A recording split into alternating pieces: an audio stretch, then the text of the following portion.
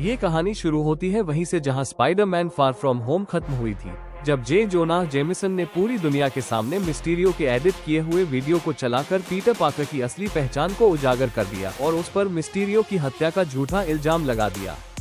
इस एक खुलासे ने पीटर पार्कर की पूरी जिंदगी को तहस नहस कर दिया। जहां एक तरफ पुलिस और डैमेज कंट्रोल की टीम पीटर, आंट में एमजे और नेट को हिरासत में लेकर पूछताछ करने लगती है, वहीं दूसरी तरफ मीडिया और आम जनता पीटर के घर के बाहर दिन रात डेरा डाल देती है, जिससे उनका जीना दूभर हो जाता है।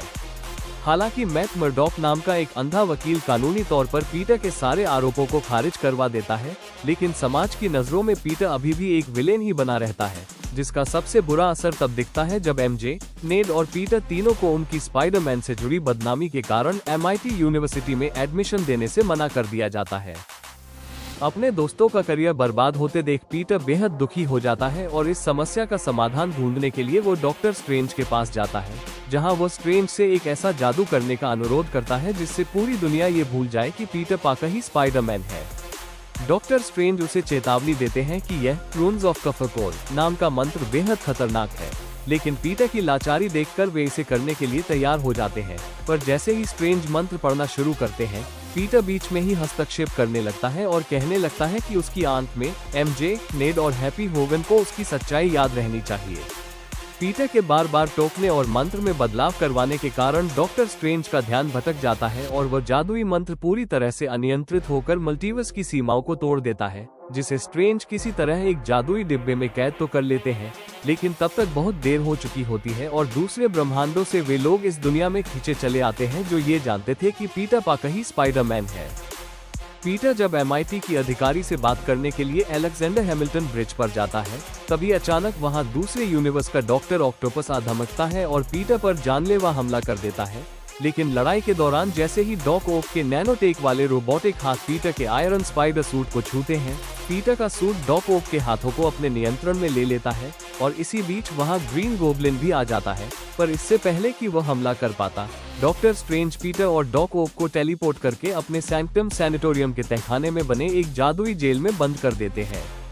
स्ट्रेंज पीटर को समझाते हैं कि मल्टीवर्स के इस खतरे को रोकने के लिए उसे उन सभी विलेन्स को पकड़ना होगा जो इस ब्रह्मांड में आ गए हैं, जिसके बाद पीटर नेड और एमजे की मदद से अपनी खोज शुरू करता है और एक जंगल में जाकर इलेक्ट्रो और सैंडमैन से मिलता है, जहां इलेक्ट्रो की असीमित बिजली को रोकने के लिए पीटर अपने सूट को उल्टा करके ब्लैक एंड गोल्ड सूट में बदल लेता है और सैंडमैन की मदद से इलेक्ट्रो को काबू करके उन दोनों को भी स्ट्रेंज की जेल में पहुंचा देता है।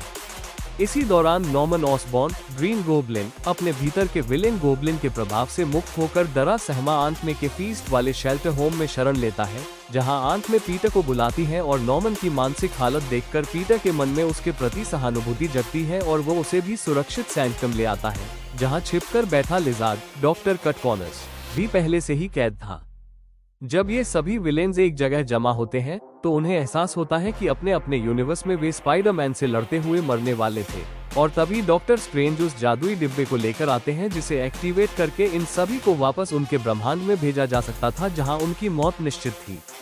आंट में की दी हुई सीख की हर किसी को दूसरे मौके की जरूरत होती है को याद करते हुए पीटर स्ट्रेंज का विरोध करता है और कहता है कि वो इन विलेन्स को मरने के लिए वापस नहीं भेज सकता, बल्कि वो उनकी कमियों और सुपर पावर्स की बीमारियों को ठीक करके उन्हें बचाना चाहता है।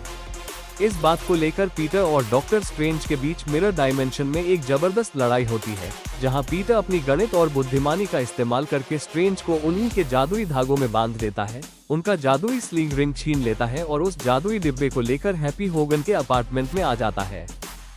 वहां पीटर टोनी स्टॉक की फैब्रिकेटर मशीन का इस्तेमाल करके सबसे पहले डॉक्टर ऑक्टोपस के दिमाग को कंट्रोल करने वाली चिप को ठीक करता है, जिससे डॉक ओक सालों बाद अपने होश में आते हैं और एक भले इंसान बन जाते हैं। लेकिन जैसे ही पीटर बाकी विलेन्स जैसे नॉर्मन और इलेक्ट्रो को ठीक करने की कोशिश करता है, नॉर्मन के अंदर का क्रूर ग्रीन गोब्लिन अचानक जाग उठता है और वह बाकी विलेन्स का ब्रेन वॉश कर देता है कि वे अपनी शक्तियां न खोएं। इलेक्ट्रो टोनी स्टॉक के आर्क रिएक्टर को चुराकर और ज्यादा शक्तिशाली हो जाता है। सैंडमैन और लिजार्ड भी वहां से भाग निकलते हैं और ग्रीन गोब्लिन और स्पाइडरमैन के बीच अपार्टमेंट की बिल्डिंग में एक विनाशकारी और हिंसक लड़ाई होती है, जहां गोब्लिन पीटर को बुरी तरह पीटता है।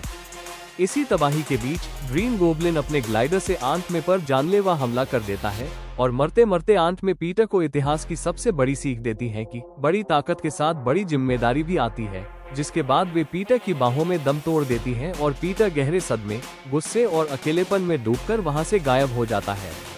दूसरी तरफ नेड और एमजे पीटर का इंतजार कर रहे होते हैं और नेड गलती से स्ट्रेंज के स्लिंग रिंग का इस्तेमाल करते हुए पीटर पाकर को ढूंढने के लिए एक जादुई पोर्टल खोलता है, लेकिन उस पोर्टल से जो पीटर पाकर बाहर आता है वो उनका पीटर नहीं बल्कि एंड्रू गारफील्ड का स्पाइडरमैन पीटर 3 होता है, जो उस यूनिवर्स से यहाँ खींचा चला आया था। नेड दोबारा कोशिश करता है और इस बार पोर्टल से टोबी मैगवायर का स्पाइडरमैन पीटर 2 बाहर आता है और ये दोनों स्पाइडरमैन मिलकर एमजे और नेड को सांत्वना देते हैं और कहते हैं कि वे इस ब्रह्मांड के पीटर के दर्द को समझते हैं और उसे ढूंढ सकते हैं। वे दोनों पीटर को एक स्कूल की छत पर रोते हुए पाते हैं जहां वह अपनी आंट में की मौत का बदला गोब्लिन को जान से मारकर लेना चाहता है, लेकिन टोबी और एंड्रू उसे समझाते हैं कि गुस्से और बदले की आग में वे खुद भी जल चुके हैं और इससे सिर्फ दर्द मिलता है। जिसके बाद तीनों स्पाइडरमैन मिलकर एक टीम बनते हैं और लैब में जाकर सभी विलेन्स को ठीक करने के लिए अलग अलग एंटीडोट और कंस्ट्रक्शन तैयार करते हैं। वे सभी विलेन्स को एक आखिरी मुकाबले के लिए स्टैच्यू ऑफ लिबर्टी पर बुलाते हैं, जहां तीनों स्पाइडरमैन अपने अलग अलग सूट में हवा में छलांग लगाते हुए एक बेहद आइकॉनिक और ऐतिहासिक फ्रेम बनाते हैं। लेकिन शुरू में तालमेल की कमी के कारण वे विलेन्स से मात खाने लगते हैं, जिसके बाद टोबी का पीटर 2 लीडरशिप लेता है और वे खुद को पीटर 1, पीटर 2 और पीटर 3 के रूप में कोड नेम देकर एक बेहतरीन टीम की तरह लड़ना शुरू करते हैं। लड़ाई के दौरान वे सबसे पहले सैंडमैन को एक डिवाइस से रेत से वापस इंसान में बदलते हैं, फिर लिजार्ड को एंटीडोट देकर डॉक्टर कॉनर्स में तब्दील करते हैं और इसी बीच जब इलेक्ट्रो तीनों स्पाइडरमैन पर भारी पड़ रहा होता है तब डॉक्टर ऑक्टोपस वहां आकर नाटक करते हैं कि वे अभी भी विलेन है, लेकिन वे चुपके से इलेक्ट्रो का आर्क रिएक्टर निकालकर उसे पूरी तरह ठीक कर देते हैं और इलेक्ट्रो वापस मैक्स डिलन बनकर शांत हो जाता है। इसी दौरान वहां डॉक्टर स्ट्रेंज भी आ जाते हैं जो मिरर डायमेंशन से आजाद हो चुके थे, लेकिन तभी ग्रीन गोब्लिन वहां आकर उस जादुई डिब्बे में एक बम ब्लास्ट कर देता है जिससे स्टैच्यू ऑफ लिबर्टी का ढांचा टूटने लगता है और एमजे ऊपर से नीचे गिरने लगती है। पीटर 1 उसे बचाने के लिए कूदता है पर गोब्लिन उसे दूर फेंक देता है। तभी एंड्रू का पीटर 3 नीचे कूदता है और एमजे को हवा में ही सुरक्षित पकड़ लेता है, जिससे उसकी आंखों में आंसू आ जाते हैं क्योंकि वह अपने यूनिवर्स में ग्वेन स्टेसी को नहीं बचा पाया था, पर आज उसने एमजे को बचाकर अपने दिल के उस पुराने जख्म को भर लिया था।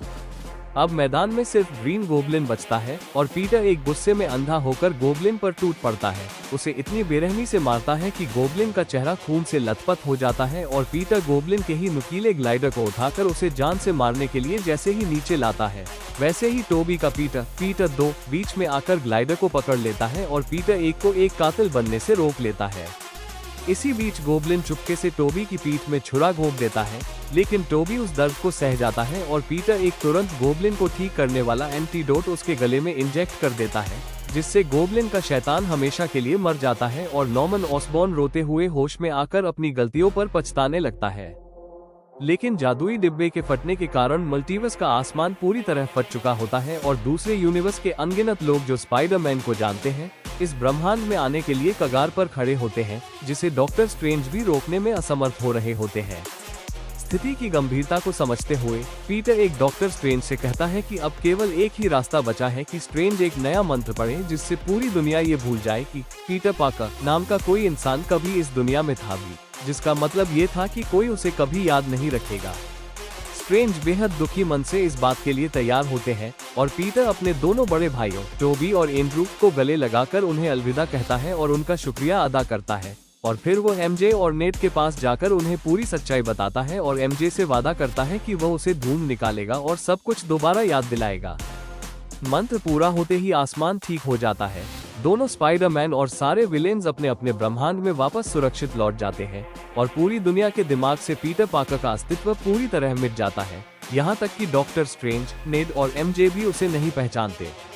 कुछ समय बाद पीटर एक कॉफी शॉप में जाता है जहां एमजे और नेड एमआईटी में जाने की खुशियां मना रहे होते हैं। पीटर एमजे को सब कुछ याद दिलाने के लिए एक कागज पर लिखी बातें पढ़ने की कोशिश करता है, लेकिन तभी वह एमजे के माथे पर चोट का निशान देखता है जो उसकी वजह से आई थी, और वह महसूस करता है कि उसके साथ रहने से उसके दोस्तों की जान हमेशा खतरे में रहेगी। इसलिए वो चुपचाप वहाँ से मुस्कुराते हुए बिना कुछ कहे बाहर निकल आता है और अपने प्यार और दोस्ती की कुर्बानी दे देता है।